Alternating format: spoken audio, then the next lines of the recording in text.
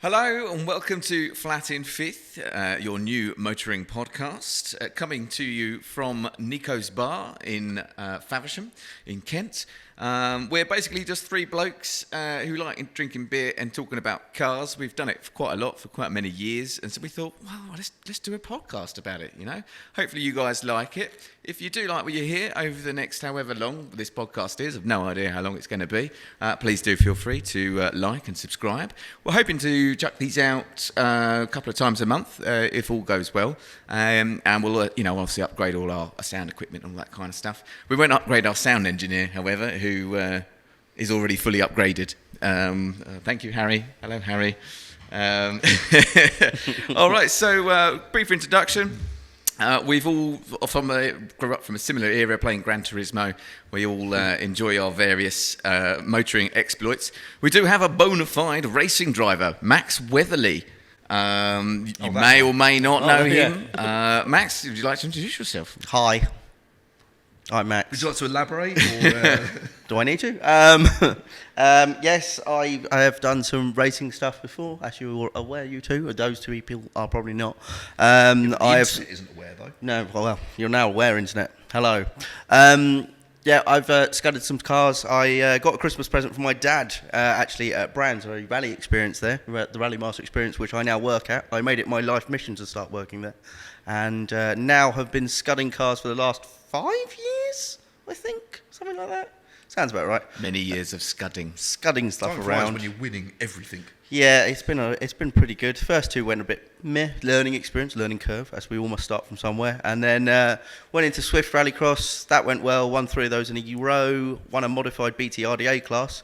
And now, with these beautiful people represented by the T-shirt, I am now scudding cross carts around. I love how you've got a plug. You've managed to get a plug in the first 5 minutes. That's great. Hi, Alex. Scudding cross carts around, which Fernando Alonso bought one not too long ago. So I must be doing something all right, because if he likes it, and I love it. Who knows? You could end up scudding around with Fernando Alonso. Oh, wouldn't that be the dream? What a legend that that is. We'll get on to dreams later. Hello. I'm sure it won't be the last time we hear the name Fernando Alonso on this podcast channel. I mean, scudding with Fernando Alonso, that's a lot better than, for example, mopping up toilets in Morrison's. It's a noble profession. That's true. No offence to anyone Slightly who is a toilet attendant there. listening for any supermarket or I anywhere actually. The fact of the matter is, it is better. Yeah, we should put probably a little proviso out. We try our best. We will try our best to be as politically correct as we can, but there may be some, how should we say, Freudian slips every now and again. So yeah, we all grew up with sort of Gran Turismo, playing Gran Turismo. It all started there. I know I can speak for all three of us on that one. Oh yeah, very much so. Watching the likes of Top Gear and Mr. Clarkson and his various exploits with, how should we say, the golden age of motoring TV. Indeed. But we'll get onto all of that. Henry Smith is with us here. Would you like to tell the internet about yourself, please? Hello, internet. Apologies for my throat. I've appear to have picked up a cold, probably from you. Yeah, it's not as ill as him. Me. He's Hello, much iller. from me. I got it from Villagers Day. Well, I'm blaming you. Yeah. I'm not sure colds transmit that quickly, but I'm still holding you responsible. Lifelong petrolhead, history of buying stupid cars and then complaining that I can't run them, which I'm sure you two can probably attest to at some point as well. Very much so, yes. Learned to drive in a Jag when I was a young lad, which was lovely. So that's part of the reason why I am here today with my love of cars. String of really, really stupid vehicles since then, and done a bit of time working at a very respectable Jaguar specialist in London, who was a good friend of mine as well. So I got a bit of an insight into the inner workings, as it were, or as I like to call the misery of working on old cars. And that's pretty much where we're at, really. Done a bit of buying and selling at various points in my life and that sort of thing. Yes, and, of course. You're not willing to say, of course, who you work for at the moment. But let's just say buying and selling cars is something of a forte. Well, not the buying bit, but the selling bit. I definitely do. I do facilitate those things, but I shall remain anonymous. For the purposes of confidentiality. Indeed. I sound like a lawyer. It works for eBay. That's it. My name's Tim. Tim Hill. No relation to Damon as much as my childhood I self. thought it was Uncle Damon. Uncle Damon. Well, yeah, I lovingly refer to him as Uncle Damon. But Cousin Jake. Cousin Jake. Well, cousin Jake as well. And cousin I mean, Steve. Yeah, there's Granddad Graham. Any got any more hills, anyone? Well, I will get on to Uncle Damon at a later point. Oh, okay. Is he related to the Kate Bush song as well, Running Up That Hill? No, although there is a tie to Kate Bush, very loose. Anyway, we'll gloss over that. Yes. So I have absolutely no racing driver experience, but in my head, I like to think I am one. I was once on circuit with Max, actually. That's a funny story for another time. And let's just say I'm definitely not a racing driver by comparison. In my spare time, I like to do a bit of music. Well, we all do, actually. We all are slightly music-y people. And I like to take the role on this podcast channel of someone who, rather like Henry, has made some very poor decisions in terms of cars. Many. Although Henry actually managed to keep it relatively classy, whereas I didn't. So I'm sort of, I guess, as my girlfriend would say, the Barry boy of the trio. So I'm sort of, look, I'm not ashamed to say I'm happy to enjoy a bit of JDM and a bit of a rear wing. Okay, and we can go into that in more detail later. Neons on the My wife does call me a Barry boy as well for driving a Polo like an idiot everywhere. Yeah. So this is not exclusively just you here. We're in the same boat. Absolutely. So that's us three. We'll probably do, in terms of like a bit of an intro to this first pilot of our episode of our podcast, we'll probably go into a bit more about our car histories, so you get to know us as a little bit more, and the kind of terrible vehicles, or sometimes excellent vehicles. As it turns out, that we've had and owned in the past, and our thoughts on them. But don't worry, we are going to keep it fairly topical as well as we go through. We'll try and do a bit in this episode, but going forward, we're going to be covering some car news, and also our thoughts on some of the greatest cars to have existed, and some of also the worst cars. We've definitely also got a rant section as well, because we do like a good rant. Like I say, we this podcast was inspired by the fact that we quite often will sit, drink beer, and rant about motoring-related topics. So please brace yourself for some of the rants. So naturally, we all thought, why don't we film it? Yeah, why not? Let's film it. Let's film put it us on the ranting internet. about cars. And we also have a little segment as well called Jeff, who no doubt you'll meet at some point. You may meet him today, depending on whether or not we've can upgrade our camera equipment. He's a bit shy, Jeff. But Jeff, just to give you a backstory about Jeff. Well, actually, no, Henry, it was your idea, so maybe you could. It was your idea to bring Jeff on. So Well, yes, but then again, my knowledge of Jeff is probably just about as good as you two as well, because as we know, he's a very elusive figure. He's made. It's amazing he's agreed to come on this podcast, to be honest. I know, but I mean, he's made some very, very bold claims in the past. First of all, he claims to have a time machine, which is a bit strange. He also claims to have worked on nearly every single silly car ever designed. Yeah, because he's fundamentally a car designer, isn't he? Well, some say car designer, some say he's more of a sort of background influence. A virtuoso. A virtuoso. He sort of appears in the drawing room when they're designing the car and coming up with the ideas. He sort of presents some ideas, then he sort of disappears into the shadows. Like that meme of Homer Simpson going back into the hedgerow. Very much on that sort of thing. Yeah, I mean, Jeff's agreed to come on during each podcast episode to sort of just tell us about what he's been designing recently. If we can understand him, because he is always very, very drunk. Well, yeah, unfortunately, Jeff does have a drinking problem. I don't know, we should probably say as well, we don't necessarily have a drinking problem, but we do like drinking beer. We're not allowed to say, for copyright reasons, what we're drinking. Let's just say it's the best lager in the world. So anyway, moving on. I think that's the introductions done. Thank God. Car histories. I think it's time to breach the subject. Maybe there'll be some cars that you, as a listener, would have. Maybe you've owned the same car. Please do let us know in the comments. Maybe you've got your own thoughts on the terrible decisions we've made over the years.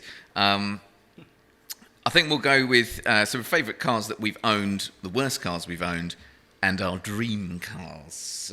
Who would like to go first on that topic? Henry, go for it. Okay.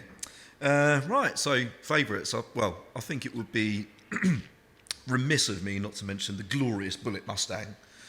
The V8, the proper one. Yes, with the correct V8 manual gearbox. For all intents and purposes, this is the new Mustang Bullet, not the old one, because I'm definitely not that rich. Which I took to France when we went on our road trip as well. Yeah, we'll cover our beautiful road trip, which we shall get onto very shortly as well. That was a fantastic vehicle. It had enough room in the boot for one musical equipment, which was fantastic. And as you know, turning up to play a gig in a 5-litre V8 muscle car, that immediately makes you feel quite big. Oh, ginormous penis. Absolutely ginormous. Huge. And yeah. every time I drove it, I felt like I was actually Steve McQueen.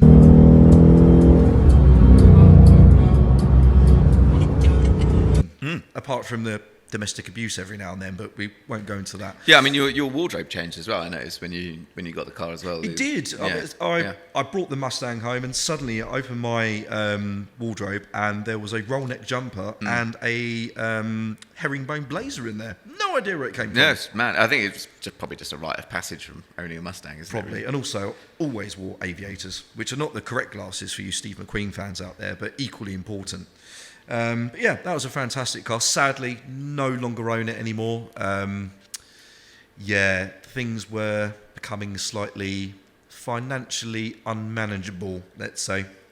Well, that's probably happens when you own a 5-litre V8, isn't it? It does, yeah. Especially you've got a humongous mortgage over your head as well. Yeah, let's not worry about that. That was a stupid decision, but I'm glad I owned it. It was a fantastic vehicle. I urge anyone out there, if you're looking for something fun, stupid, obnoxiously loud, just go buy a Mustang Bullet. Well, it was obnoxiously loud, but it's because I seem to remember every single time that you were in it, certainly when I was around anyway, it was always in race mode. Yes. When you click on that, it actually says for racetrack only. I never took acknowledgement of that bit. I just thought, yeah, never mind, racetrack, smash track. Yeah, yeah, you're on God's racetrack. Exactly. Yeah, absolutely. Okay, so that's your favourite car. So I think it's only right now that we move on to worst car that you've owned. That's almost an easy one, but also a difficult one, because I've owned two particularly terrible cars. But I think the one that takes the absolute biscuit for me was the Chrysler Voyager 2.8 CRD diesel. Oh dear. The Grand Voyager as well. Why? Which in some ways it had... What a specimen. Don't pull a face at me like Why? that. Well, at the time... Didn't realise it was that tragic. Just why? That's a fair point, and I take your point, but allow me to give you a little bit of context on why I bought that car. It's not as if you can even claim that you were hard up on cash because you're running a 2.8.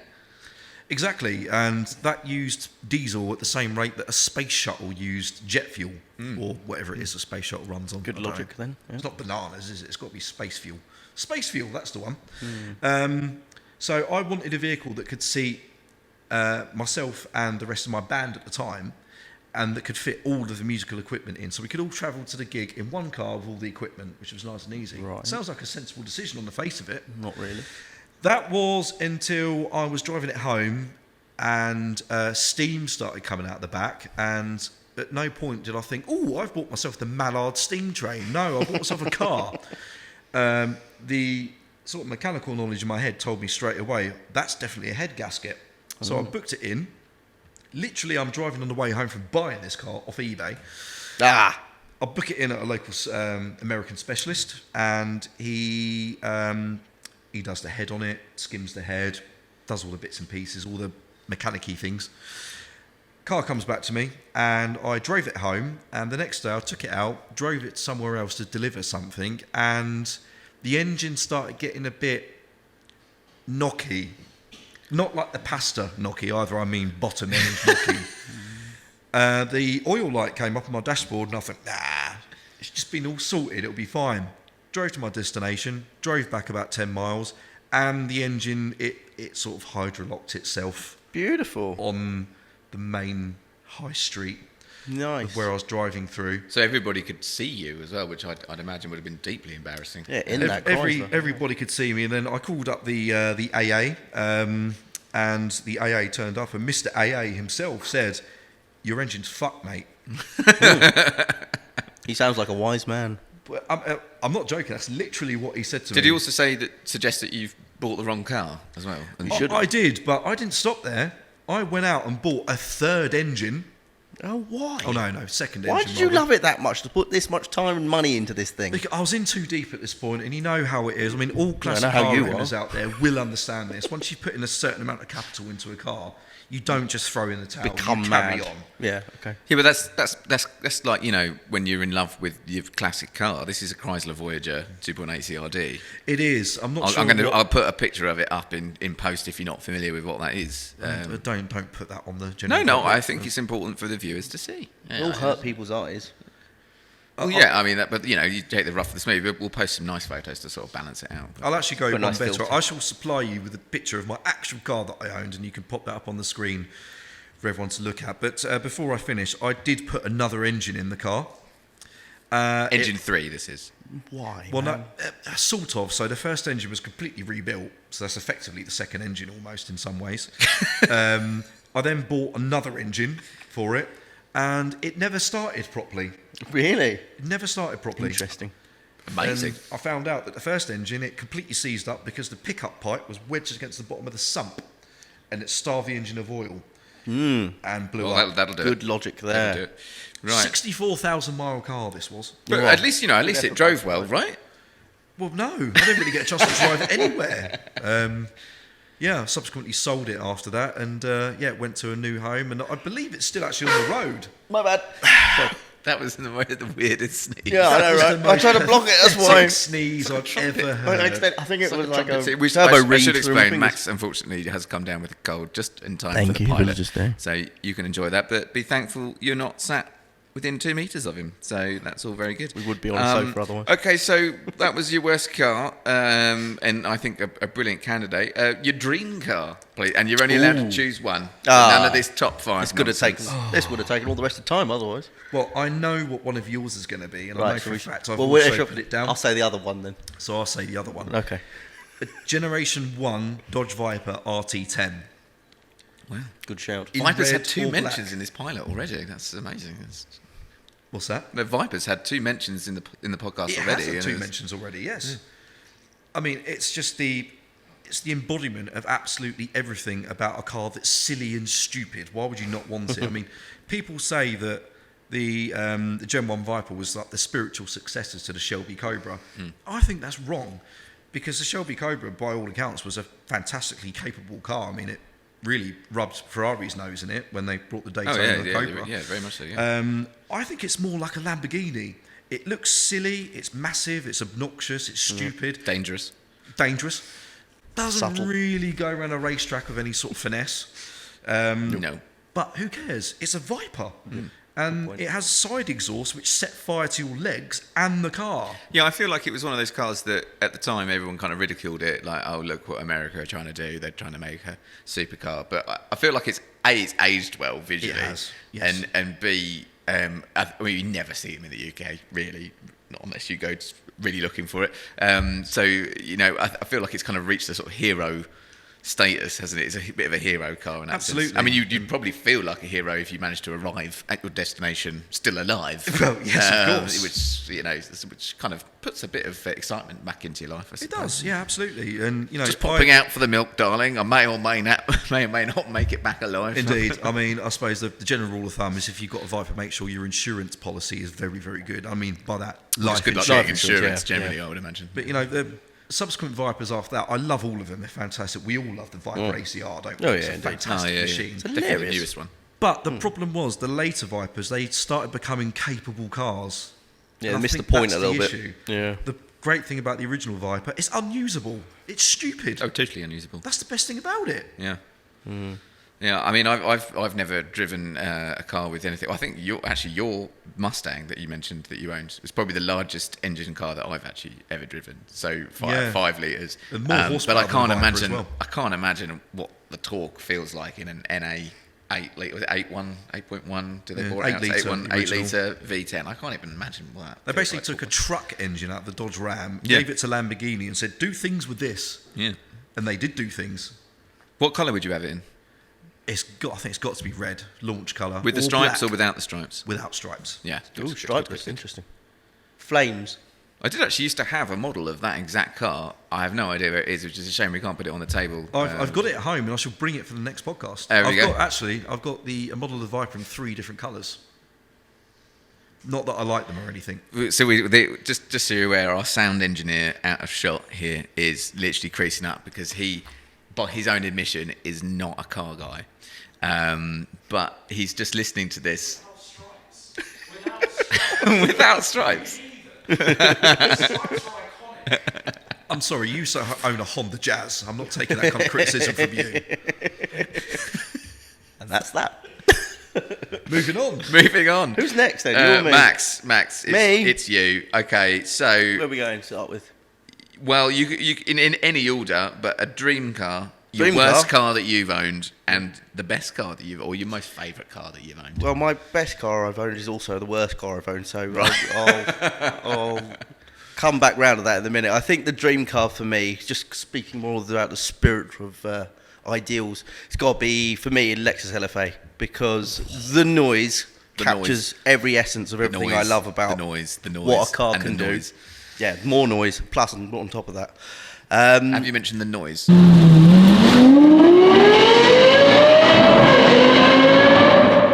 It sounds like Matt I'm Bellamy getting- being I'll come sent back through a round to it. Hadron Collider.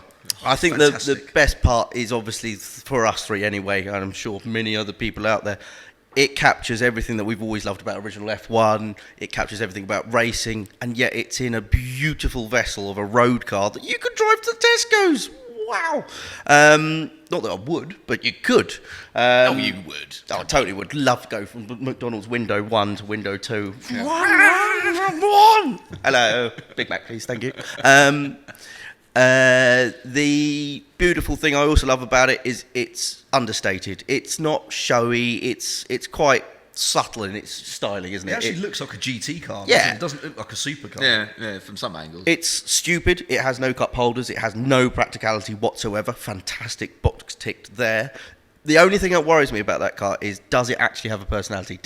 Is it just an incredibly capable thing that sounds amazing? Or is it just a bit of a robot in that sense of it's too good and it does everything too well? I sense because they put a stupid V10 in the back of it, it's going to have its tissues. It's going to throw a wobbler every now and then, and therefore be the person that it should be.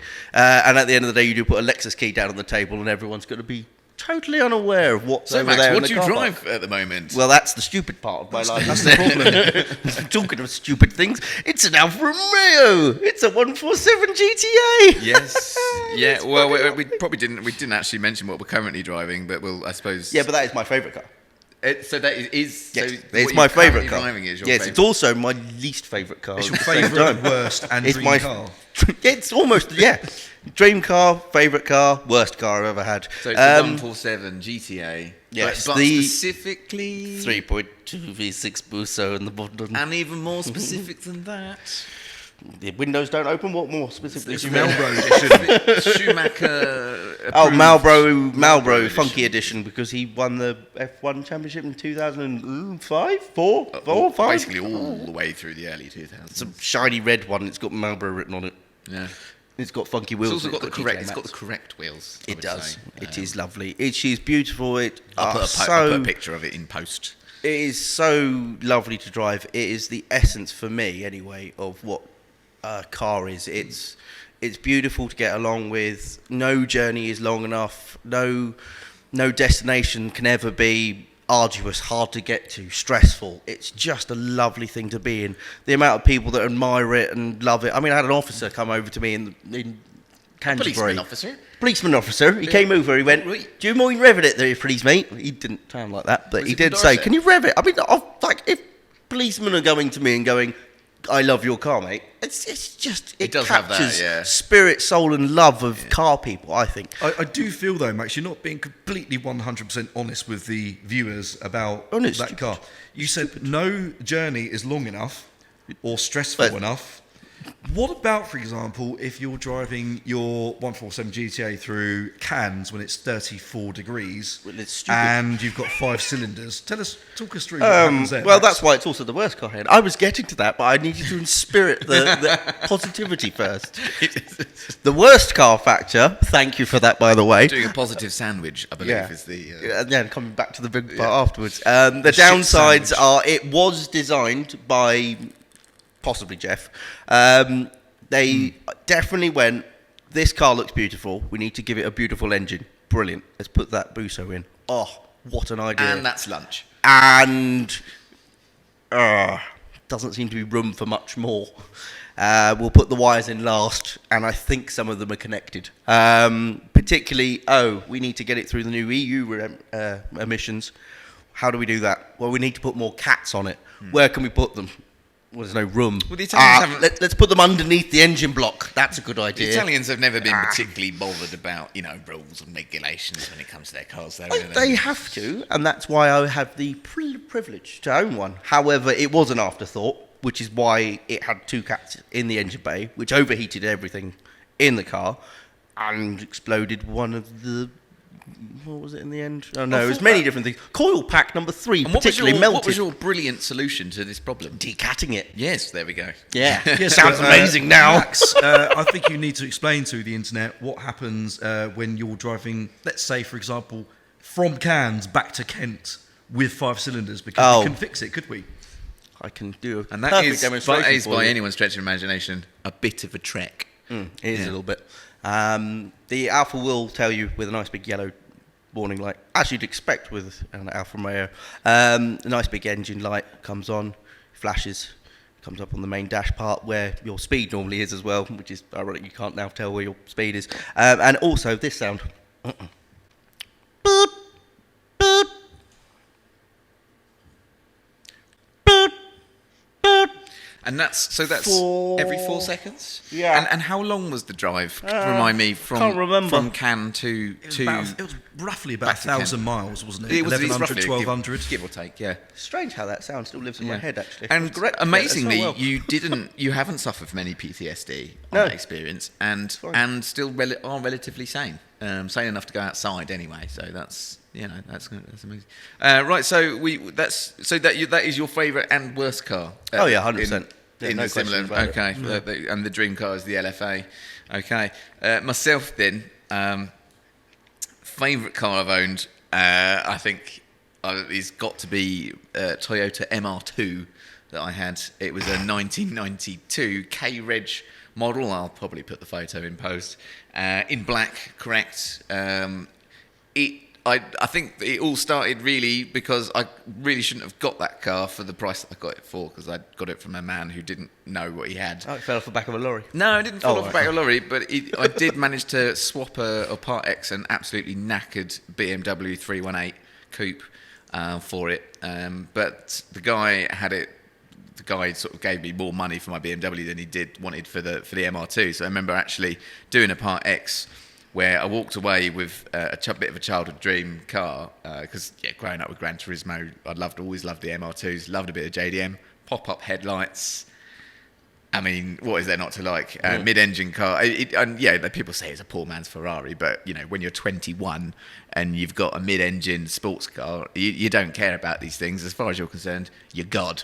And so I managed to swap this car out for a horrible BMW, and remember driving home in my MR2 with a cheque for £500, which was the difference between the two cars, having a lovely old time with it. It was the only car I've owned where no matter where you went, whether you were just popping to the shops or if you were driving halfway across Britain or wherever you were doing, it always made you feel very, very special.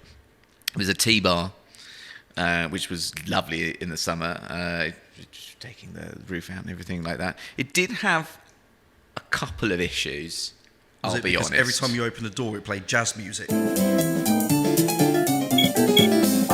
No, it wasn't that. The fuel gauge worked right up until below quarter of a tank, and then it just stayed on quarter of a tank. So below quarter of a tank, you actually had no idea when you were about to run out of fuel. So that became more of a sort of a calculation game underneath a quarter of a tank. And also, I think there may have been some issue with the way the engine was mounted. Perhaps it was weak engine mounts or some sort of bush was wrong. But it had this nice sort of habit of occasionally just the engine would rock enough over maybe the course of 1,000 miles or 1,500 miles and would break away or the manifold would break away from the exhaust. Which was hilarious when it fully actually, because it was sort of it would like progressive process.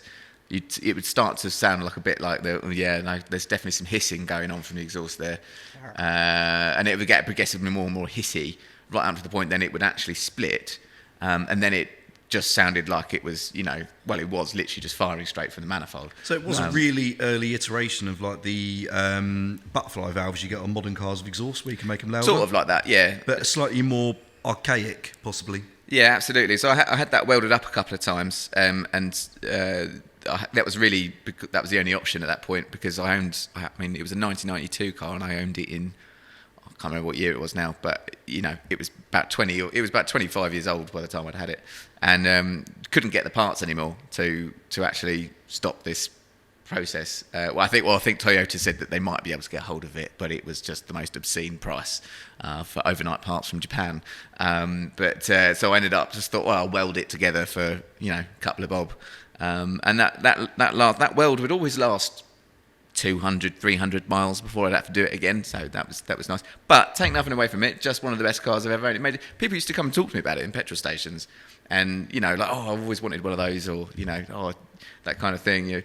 People are always fascinated by it. And pop-up headlights. Do I need to say any more? It is a instant cool factor if you've got pop-up headlights. There's, dare I say it, hardly any cars in history that are not cool because they have pop-up headlights. But tell me one thing, Max. Mid-engine cars, they're really notorious for being very predictable and easy to handle, aren't they? Yes. Oh, they're But not that one. No, I did shit myself a couple of times in that car, mostly in the wet, because I was on a bit of a budget. I didn't really have a lot of cash back then, so I remember reading up on the forums. They said, absolutely, whatever you do not scrimp on rear tyres. Like, always get really good rear tyres. So I did do that. Unfortunately, I then obviously spent all my money on the rear tyres, so I didn't have any money left for front tyres.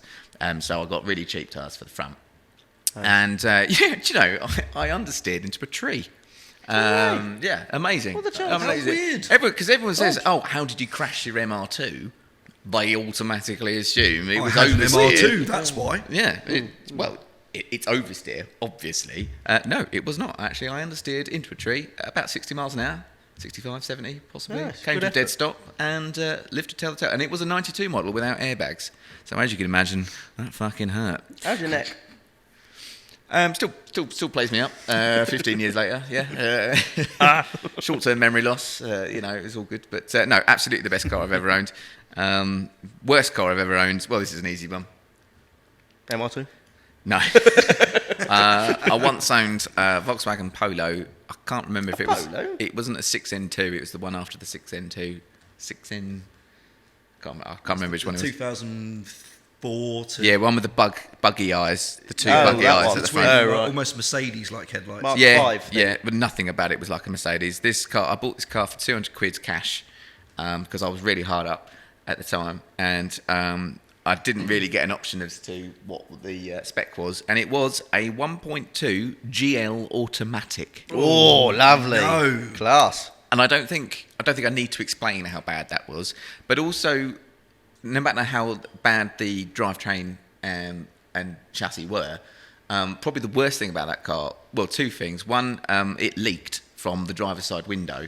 So it stank in there so every time, you can imagine, picture the scene, it's a cold winter's morning, you just want to get to work, you're getting into the car, you've got the run to do, the morning run to do, you get into your car, not only is it freezing cold, but it's wet, so you're sitting in a damp, wet driver's seat. Nice. It stinks of staleness, Volkswagen, and that was horrible. So it wasn't, it wasn't like, you could get in there and it's nice and cozy or anything like that. No, it was just always vile to get in of. It was vile. To look at it, it was vile. And then also, I think somehow it also definitely been in an accident at some point in its life, because it had the most bizarre handling characteristics. I remember taking just driving down a country road very normally. It didn't have any performance, so I wasn't going fast. I think I was just taking a regular corner at 30 miles an hour, and for no reason whatsoever, the back end just like flipped out on me for literally no reason whatsoever. Which is weird. You'd expect that from the MR2, not a No, 1.2 I know. litre It's, Polo. it is mad. It is mad. No, I had to understeer in an MR2 and oversteer in a Polo 1.2 automatic. So There are dark forces amongst there are us. dark forces around. But yeah, 100% the worst car. And it was in photocopier silver. Oh dear. Yeah. That's not good. That's not a good look. But it got me from A to... Well, no, it didn't even really get me from A to B, to be honest. It broke down all the time. Whoops. Yeah. Oh, and the gearbox, the auto gearbox, which was the shittest, slowest automatic gearbox you've probably ever seen in your life. It also was on its way out as well, because I remember it would really, really struggle going from first to second. You pull away from the traffic lights, and it would be, not only would it would engage really, really late with a thump, and then there'll be another lovely big thump going into second as well. So definitely on its way out, and horrendous. Nice. Dream car. Ferrari F40. Practical. Of course. I think we all share that Yeah, amongst us. fab, don't we? innit? Needs no introduction. It was the poster car. It still is the poster car. It's the original bad boy. And As old as me. pop-up headlights. Yeah, that's the thing. I'd probably never be lucky enough to own one. They go for about 2.5 mil now, don't they? But I would love maybe within my lifetime an opportunity just to drive one or even just be in one. I've seen one. We saw one at Brands. We did. And I couldn't get over actually how small it was. I mean, it really surprisingly well Because modern packaged. cars are fat. Yes, yeah. And but no, just a glorious machine. And I just love how stupid it is, but brilliant at the same time. It's stupid, but it's actually capable, unlike the Dodge Viper, which is stupid. No punchline. Correct, full stop. Just stupid. Yep, full stop. I think in terms of, we talk about dangerous and whether or not we'll get to our destination or not. I think the F40 is definitely up there with. Yeah, yeah. Yeah. Yeah. Well, it depends if you're driving on boost. Of Yeah, course. it depends on how you're probably driving it more as well. so, because you're going to be midway through a corner, that booster's going to kick in, and you'd be like, oh, a hedge, brilliant. And where I just came from. So we know Max is currently driving his favourite car Yes. of the GTA 147 GTA. Henry, you're driving. A VW Polo GTI. Correct. But you love it though. You actually do love it. I do love it. It is. I think it's objectively better than the Mustang. You could use all the power all the time. It's got grip for weeks, and it's practical. It's a fantastic machine. Yeah. What else do you need?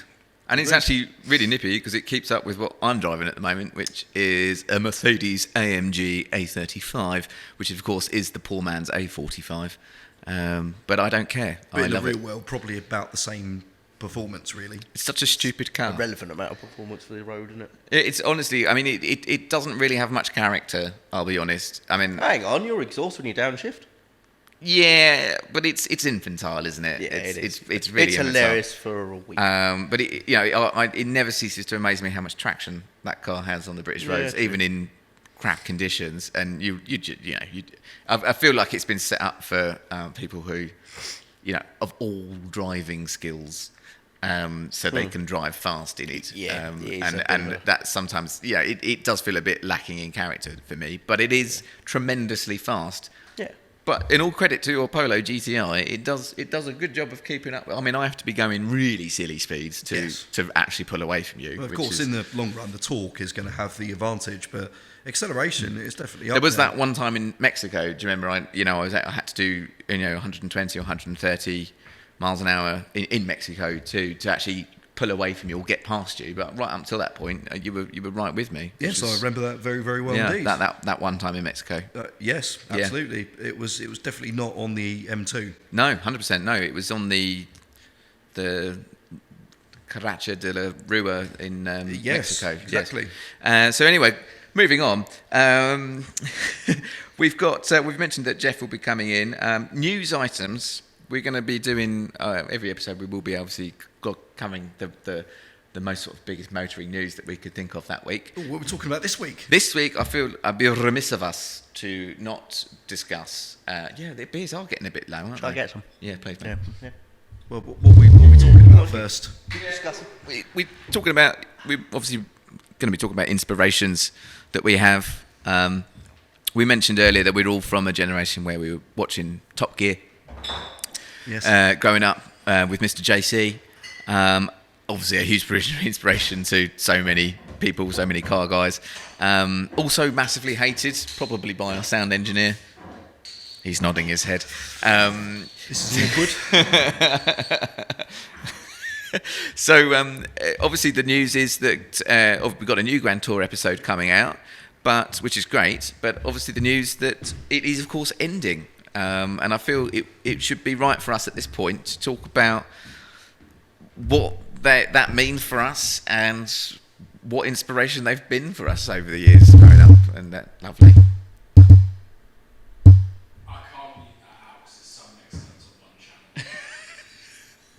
You're welcome, everyone. Everyone's going to have to listen. I'm really sorry. I'll cut it out and post it. Yeah, It'll be we'll fine. edit that bit. Yeah. So yeah, thanks for the beers, Max. Really appreciate it. Cheers, mate. So Grand Tour Yes. finishing. Is Ending. it actually though? They said. I swear they've said that before. No, it is. There is one special coming out on the Next 16th week. of February. Yeah, next week. Sand something, isn't it? Then there's going to be one more after that, and then it's all over. Oh, At least one more. with- Oh, okay. Yeah, Oh, at least blimey. with the classic trio, as it were. Yeah, I mean, it's obviously the end of an era, isn't it? I mean, you know, I mean, Yeah. I remember watching Top Gear probably, 11, 12 years old when it was rebooted. Well, it with- started off with Tiff and a fifth, didn't it? Really, with Clarkson, and then it kind of went off from there, didn't he? When he got Yeah. Hammond and all that. Crazy to think it's been that. yeah, I long. mean, really It's sad our that it's lives, really. Yeah, it's a part of childhood. I mean, you know, even for non-car people as such, it's a staple part of the television when you're growing up, and you know, especially if you're a petrol head, it's even more significant, isn't it? It's on your screen every Sunday. Back in the days where we used to actually gather around the television and watch a programme when it premiered on a Sunday, rather than now where you can just click a button and You do it on your my phone voice now. is really going shit, isn't it? Just keep drinking beer, Henry. You'll be fine. Yeah, I I'm shall. finding drinking beer makes mine better. I should Anyway, try that yeah. as medicine. You carry on. Yeah. No, I mean, it's obviously it is sad that it's ending because there isn't. I mean, there isn't. Some people have tried making. They tried with a new Top Gear, didn't they, with Freddie Flintoff and Chris Harris, who obviously we love Chris Harris. We do. We absolutely love Chris, but very much better off on his own, I think. And the new reboot never really, both on both occasions with both sets of presenters, it's never really captured the original imagination, is They it? were starting to get a little bit of a chemistry and a vibe Yeah. going, but it was still very much, I think, in the shadow of what Yeah. was once It's- before. It'd already been done, hadn't it? I mean, it's just going to be a shame to I know the guys have to probably call it a day eventually, and obviously they have now, but it's going to be a shame to see it go. I mean, what's your favourite memory from both of you, from all the years watching JC, Hammond and May? Caravan racing round an oval.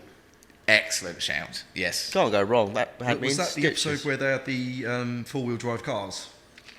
I So can't I think remember. Richard was in a Jeep Cherokee. James was in I think it was a Mitsubishi Shogun Pinning.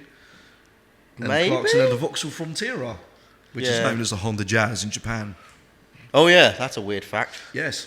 It is. That's actually a very good piece of news because I don't think many people know that. I certainly didn't. I It's did it life-changing. last week. I'll actually put it up in post. I'll put a picture of it. You have to send me the photo of it. But yes, the Vauxhall Frontera was sold in Japan as the Honda Jazz. Who knew? Moving on. Yeah. So the caravan racing, in whatever format, was In your what favourite. format, Henry, yeah. what was your sort of favourite memory? Oh, that's a tough one. There's so many bits to choose from. I mean, personally, I thought the Africa special where they went to find the source of the Nile, that was an absolutely fantastic episode. Lots of typical hijinks on there, shouting at each other, usual kind of stuff. But you know, beautifully choreographed, beautifully shot. Great cars as well. You had the Subaru, the BMW, Yeah. and James's Volvo. Oh yeah, Um, yeah. But then again, a Patagonia special was incredible as well. Just watching James there's May so many. trying to get that Lotus through mountains and muddy passes and all that sort of stuff. It's fantastic. It's brilliant. They've had some amazing road trips that it must have just been so much fun to film, and I'm so glad that they've had the career that they've had with it. It's been wonderful to see. My favourite memory, I think it was a really early episode, but I remember watching it. It still really stands out as one of the really early episodes. It's one of their first road trip specials, I think, where they drove through, or they were driving through France or down to Italy, I can't remember. And it was the first time that they had sort of 3 supercars on the road trip. Yes, that when they went across the Millau Viaduct. Yes, the yeah. GT40. Yeah, Ferrari Clarkson had his own F430, GT, didn't he? and the Pagani Zonda. Which That's right. Richard was in. And that for me stands out as like, just because I remember as a kid that really captured my imagination of what it might be like to go on a road trip with your mates. Obviously, And have loads of aspiring one day to have those kind of cars, but as we've found out ourselves, you don't even need to have supercars No, as long to as you've enjoy got a road an trip. out, that's fine. Yeah, and but I just remember, I don't know why, but that just really stands out for me. That early one. I great remember them episode. trying to get out of a Parisian underground car park in supercars, and having now actually experienced that for myself, that scene hits hard. I can feel their pain. Yeah, I can feel the stress. The from that day. complete stress. So and we much weren't stress, in in fact. supercars as well. Yeah. Yeah, well, I mean, the Mustang was as wide as a small country. There's absolutely no way you would have got that Mustang in that underground car park in Cannes. No, there wasn't. It was exactly why I fucked off. My A35 hatchback, and it is a hatchback, felt massive down there. And I was looking at some of the cars down in that car park down in Cannes, and it was a very typical underground French car park. Yeah, but to be fair, your AMG, despite being a hatchback, it still has the track, the width, and the turning circle of a medium-sized oil tanker. Not as bad as his turning Mine's circle. 12 metres. That's that's Yeah, that's it's about an huge. acre, isn't it? That's, yeah. To over there that no one else can see. Yeah, No, it turn is funny. round. Maybe we'll post up a video me on the turning channel round. of just to get some idea of Max's turning circle in his 147 GTA. It is actually quite funny to watch. Ridiculous is what it is. We will put that on the channel actually. I think if you if fancy a good laugh, that's a good one. If you gave him the that? entire size of Belgium, he still wouldn't be able to turn around in one go. No, it doesn't fit in Luxembourg. No, it doesn't, does it? No, I have to go into Germany. There's a bit more room there. Other motoring news. Well, I think it would be remiss of us to not mention the big motoring news certainly in the Formula One world. Of course. No. Of Lewis Hamilton moving to Ferrari. Wow. God's sake. Don't worry, Hen, I'm as interested as you are. So, Max, obviously, Henry's out at this point. I should explain, Henry has absolutely no interest in Formula One past the V10 era. Max, Hamilton to Ferrari, thoughts? Wow. I hope Charlie beats him. That's my thought. Is he going to move this year or not? Because obviously, what is the point in doing a last season with a lot of effort, commitment, and driving your heart and passion into something? If you're then going to move to the heart and passion team Ferrari next year, this year's kind of a pointless endeavour, isn't it? Therefore? Yeah, and also bearing in mind that Mercedes and Ferrari are very, very sort of level in terms of they're pretty close rivals to one another. Yeah, Well, for they were in ages. 2023 Yeah. and then 2024. It's going to be so weird from his point of view, and being who he is as well, whether you like him or you don't, you can't deny his notoriety in the sport. Yeah, no, agreed. How is he going to manage to do an entire one of the longest ever Formula One season? I think it's like 24 races or Yeah, it's 23 huge, isn't it? races Yeah. or something like that. Correct me if I'm wrong. But how is he going to do this massive season and still be fine with the team? And because he's not going to get all the main bits. Yeah, exactly. George is going to get the main bits. And so he should. Yeah, absolutely. So it's going to just be a So weird why season. is the point? What's the point in that sense? Why don't they move now? That's the bit I don't. I sense a mid-season. Why doesn't Carlos swap. go to Merck for a year and then Lewis goes in for a year to change it? Well, I actually personally would like to see it might Alex well be. Albon in the Mercedes personally, but Well, yeah, but where's Carlos going to go? Is there anything, isn't it? Until Audi, because I think they're going to snap him up. 100%, yeah. No, And I think that could be a left field good choice because everyone else is still prepping their cars, moving. I definitely forward. wouldn't rule and out- the rule change is coming. So I wouldn't rule out a mid-season swap. I think it's maybe. too early now, but mid-season, during the Maybe, summer break. hypothetically. It depends on how well it goes, I guess. If George is kicking his arse and they've only given George the good bits and he's not getting any new development parts, he might be like, meh, well, you know what Lewis does, meh, and he has his wah moment, and then he'll go, Mr. Ferrari put me in the car already. So it's only Carlos who's going to lose out, really. And Yeah. I really hope Charlie just beats him, because that would be so good. From a personal Well, level. It's it's- all irrelevant anyway, Max is going to win, so... Well, that is true. That is true. Well, we shall see. Oh, Horner moment. That's a weird one, isn't it? Oh, Let's yeah. gloss over that Kind of- really quick. It's not true, I don't think. I might be wrong. But I don't think it's true.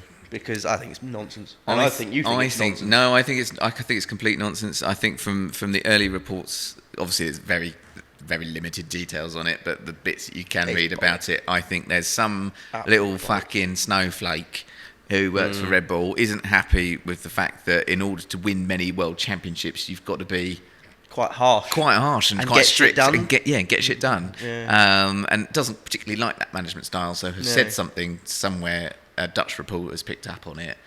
And Which isn't a coincidence. No, not a coincidence, I don't think. And yet, of course, the power struggle at Red Bull, the new owners at Red Bull, I think they've just been looking for any reason to get some dirt on Christian to try and kick him out. Obviously, we'll wait and see. But by the time this podcast gets released, we may We already shall know. know. So, in which Yeah, case, exactly. we'll probably look like a bunch of idiots, What a beautiful or outfit. we'll look very clever. Oh, on that basis of hypotheticals, I'll have a tea and 11 by then, won't I, Alex? Yeah. Right, there we go. Maybe we should do some Doing filming, hypothetical future stuff. hypothetical future thing, and then we can change We're it in off post. F1 now, Hen. You can come back. Oh, good. So, Max, how was your time racing with Fernando Alonso? It was amazing. I can't believe I beat him. Right, next. Okay. So, Max, I see you're both driving the same machinery as Fernando. Is there any way we could get you racing with Fernando Alonso? I would love that. And yes, Mr. Waterman, can we go racing with Past Racing, and then we can go testing with Alonso? He was in Croatia last weekend. Maybe. All jokes aside, you can catch Max in his cross karts racing for EDSL Sport in the BTRDA this year. Otherwise known as it's the Five Nations that's known as the Lydden Hill Championship, isn't it? Yeah, that. Oh, right, yeah. Yes. Well, there is one at No Pembury, comment. What's that, sorry? There is one at Pembury. There's one at There's Pembury. one at Pembury, yeah. Yeah, There might be one at Mondello, some say. We will be there. Please don't come fancy. down and say hello. If you want, we will be at Pembury, I believe. We should all be there. Oh, that's nice. Yeah. Friends. Any other news that you can think of that you want to discuss, or should we move on to the next segment that will be a regular segment called Grind My Cams? Well, I think now you've mentioned Grandma Cams, I think I think we should just move on to that, really. That's going to be more Go on then. entertaining Rant than and- the news stories. Rant engage. So every episode of this podcast, we will be having a Grind My Cam. What grinds my cams segment? We've got some great topics Sand in the to oil. go through. I'll throw some out here, and we'll pick one that will go on today. This is just going to be the ranty section. It might be obvious which one we like, because we might go, oh, straight away. Okay, I'll just read them out and see Yeah, which go on. ones. Yeah, Okay, so we've it got might pop up. petrol forecourt etiquette, lane hogging or middle laners, or the middle lane pandemic brackets, fog lights on in broad daylight, That's just funny. For God's sake. bicycle enthusiasts, Yeah, well. automatic parking assist or lane assist options that you have. Oh, no, that's awful if you've got a hire car. Or your own car. Headlights with the lumen of a distant supernova. Oh, that's awful. Yeah. Automatic headlight dip. That's terrible. Novelty idea. bumper stickers, aka powered by fairy dust. Oh, no. / No. children on board. No. Oh, yeah. Baby on board. That's a my particular favourite of mine, I have to Be say. more careful, my Drivers baby. who shuffle the wheel. That's not. What it's for. It's for paramedics and emergency services to ensure that they get children out first. That's not why they buy Not them, if it's a no. minion. I thought you were talking about. I thought you were talking about the powered by fairy dust stickers. No, that's because you're a cunt. So your drivers who shuffle the wheel, Oh, The God. Advanced Institute of Motorists. people who wear earphones while driving, Yeah. stance cars are we talking about? Oh, no. We're not talking about. I know what you mean. Put some nice coilovers on it. I'm talking Let me about put 7 degrees of neg on. the whole stretched Euro thing, which Cameron was Sonics popular comes to about mind. 10 years ago and really should have been left 10 years Do you know ago. who I blame for that though? Back to the Future. Well, Why? Yes, because I think it was Back to the Future, I can't remember if it was the second one or the third one, the wheels actually went like that. That's as much negative camber as you can get. That was a lot of neg. Oh, yeah. I blame them for this epidemic. Yeah. Yeah, good point. And ironically, he's still... Well, no, that would actually make less sense why he struggled to get up to 88 miles an hour. Wouldn't it? No, that was because it had a shit engine. No, it's because it was DeLorean. Full of steel. Right, so we'll go, so that's one. Another thing we've got here is annoying beeps from the dashboard. They were getting more and more that's just- prevalent. We've already spoken about that. I've got used to it already. Dump valves on naturally aspirated cars. No. Why would you do that? Coal rolling or straight through piped diesels. Yeah, It's coal stupid. rolling, yeah. Average motorway or average speed sections on motorways in general, I think should be on, but particularly at 2 a.m. on a smart motorway, which is protect clearly the not very workforce smart. that That isn't there, which actually turned out to be a line of cones. Yeah, smart motorways in general. Only as smart as the prick who designed them, though. Yeah, This is that's funny definitely enough, a he's- UK rant, isn't it? Replica cars or bad cars or road cars that have racing liveries is Oh, another yeah, one. wow. Yeah, they're Like when people take let's say for example, a 1992 Toyota MR2 and make it look like a Ferrari 355.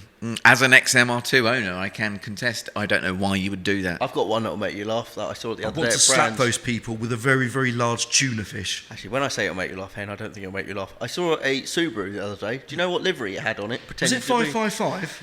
No, it was even better. It had a Mitsubishi livery on it. It was the white and blue one with the stripes on it. Brilliant. Well, that's confusing. Yep, it was on a Subaru. I Brilliant. thought you'd enjoy that. Was it driven by a man called Colin Mackinnon by chance? It was, yeah. Good. He also acknowledged that the Subaru wasn't as good as the... Or Tommy Evo. McRae? Excuse me? I thought I'd sneak Might as well it have put in. an Alitalia Anyway, livery what on were it you or saying on your list before we... well, we've got one more. We've got people who go on car forums and suddenly think they're a mechanic. Oh, yeah. So those are the topics that we've got at the moment. Please do feel free to leave a comment which one you'd like us to discuss in future episodes if you have a preference, or come up with your own ones. Let us know in the comments below. What grinds your cams? Any one of those in I particular? mean, for me, the one that's pissing me off at the moment the most, I mean, it is winter, it's probably why it's pissing us off more than ever, is the automatic, I've got main beam on all the time, and then I'll blind you Let's as go I with that come then. round the country Let's lane, go with that. and totally blind you, and it's okay though, because it dips automatically. It doesn't, it blinds you, it kills your retinas, you now see dots, and then the next car will do the same thing, and the next car will do the same thing, and my parents are guilty of it as well, and it really pisses me off, mainly because I don't have them on my car because it's 2005. But that isn't the point. It's because I don't like blinding people because it's inconsiderate and you're all a bunch of bastards. If And you do also, it. I feel like it's a gadget or a thing that's been invented to solve a problem that wasn't didn't really exist. a problem It didn't in exist. the first place. Because we as drivers have managed for basically since the car was invented of putting lights on, not blinding people for it. and then it's just like one click is high beam, and Not then difficult, other is it? click and it comes off. And what you do is you just do that depending on whether or not you've got some incoming traffic. The only thing I can think that solves a problem for are the people who accidentally put the high beam on and forget it's on. It solves that problem for them. However, society and road users have solved that problem by going, "Oi, you've got your main beam on, let me send it back to you." And normally that solves that problem, doesn't it? It does, but there's also a couple of steps you could probably take before then. For example, if you've got your main beam on and you can see a neighbouring country, probably means you've got your fucking main beam on. Yeah. Can you see the horizon? Yes. Well, you've definitely got them on. I can see space and Saturn and Mars and all of the other planets. That's probably a reason why. What's amazing is though as well is then they can see space and Saturn, but they still I say that's the royal they the people still manage to have really bad accidents. Yeah. Even with automatic headlights. So, is it a safety thing? No, it's No. an inconsiderate, lazy thing. So, therefore, this extra safety feature, which isn't safe because the oncoming person gets blinded, therefore cannot see, they're not safer. The person ignorantly driving with this system on isn't safer. So how has this safety feature made anything better?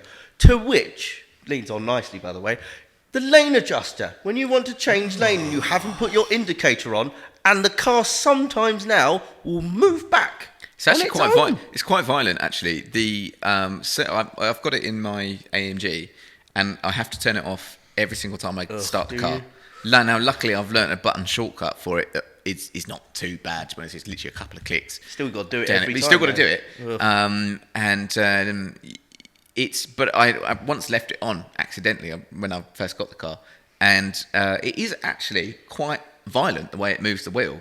If it feels Really? like you've drifted off, and obviously what he didn't realise, I was just taking a bit of a smooth racing line round that. but it doesn't know that, yeah. And it was actually quite violent the way it moved the wheel, to the point where it actually shit me up a little bit, because I thought it felt like I'd kind of gone into a dip in the road, or like the road What was surface that bump? had Yeah, changed or something. Because you're not expecting it, it really threw me off, and as a result, I felt like I had to correct the car, which is an knee-jerk reaction from me, which is my fault. But the point is why am I even having to do that? I know. Like, that's just too much. Like, it's way over the top. And I agree with you that actually I think all of these safety systems, whilst they may get their NCAP rating, Euro good NCAP for rating Karen, down, They're making people more stupid. That's Exactly, the problem. reliable. Making Karen more making likely to people moan about lazy something as else. well. Like, if you can't keep your car in between two freaking white lines, get the bus.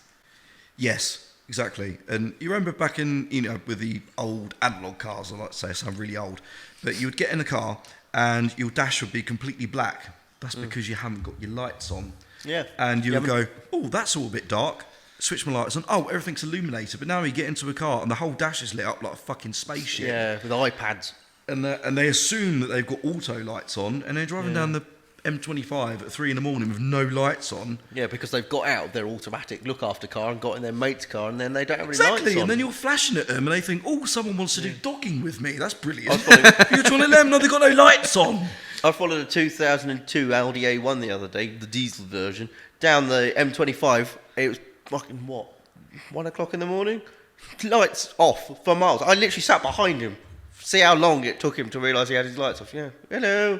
Nope, no acknowledgement. Just quite happily driving down when all the main beam parts, the middle of the highway put with all the overhead. It does make me laugh when people do that, and Quite off. they're driving along in the dark without their lights on, and you do that thing. Everyone's flashing at them, like, put your lights on, you mug, all that kind of stuff.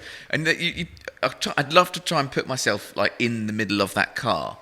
And just imagine what their conversation might be, because they've turned to their partner or whatever and gone, why is everyone flashing me? I can't figure it out. What have I done? Everyone's so rude around here. They're going to be too busy listening to either the fucking shipping forecast or the Archers. They're so engrossed in that, West Dogger, they have no idea what's going on. You say the shipping forecast, I feel like, a lot of the people I've seen recently who are driving around without their lights on look like people who may more be listening to the latest Towie What happened in episode, Towie, Corrie. No offence to anyone that enjoys an episode of No, Towie. offence to them massively if they enjoy it. Yeah, You're no, wrong. total offence. Why are you Fuck watching off. it? You're It's incorrect. the next channel. You're on the wrong channel. Yeah, go away. Go away, stop it. Orange Men with Six Packs, that's on ITV2, probably. 2, 3 or something. 4. No, not 4. 4's the motorsport one. 1 or 2 or 3. Oh, I or don't know. something. They're all I don't equally know. terrible, aren't they? Yeah. We don't want them here. Go So, away. I've just had the signal from the sound engineer that Yeah, we've ran it too much. We're running out of time today. So this is, as a pilot, is coming to an end.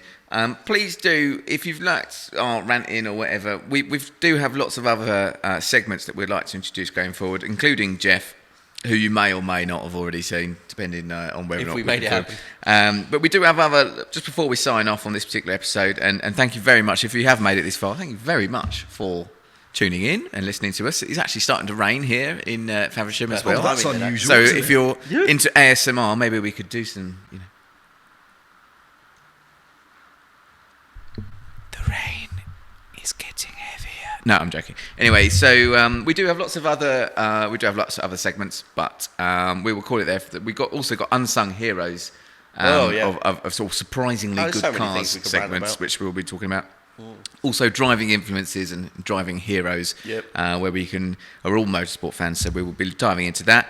But yes, thank you very much once again for tuning in to Flat in Fifth, and hopefully see you on the next one. Please do feel free to like, subscribe, comment, do whatever you need to do. I believe we'll have something set up where you can support our channel as well.